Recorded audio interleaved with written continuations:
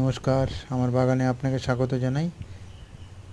আমি সুভাষ পালেকার কৃষি পদ্ধতিতে কিছু চাষ করেছি, তার মধ্যে ঢেঁড়স তার একটি। আজ দেখাবো ঢেঁড়সের তৃতীয় ভাগ, ঢেঁড়সের উপকার। ঢেঁড়স গাছে আছে ফাইবার, আর এই ফাইবার উৎপাদনটি কোলেস্টেরলের মাত্রা কমাতে বিশেষ ভূমিকা পালন করে।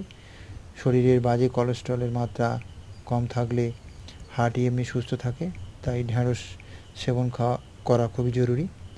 ঢেঁড়সে থাকা উপাদান হাড় গঠনের উন্নতি ঘটায়, পাশাপাশি অস্টিওপোরোসিসের মতো রোগকে দূরে রাখে। ঢেঁড়সে উপস্থিত বেশ কিছু পুষ্টিকর উপাদান শরীরে প্রবেশ করার পর লোহিত রক্তকণিকার উপাদানগুলি বাড়িয়ে দেয়, ফলে অ্যানিমিয়ান আক্রান্ত হবার আশঙ্কা থাকে।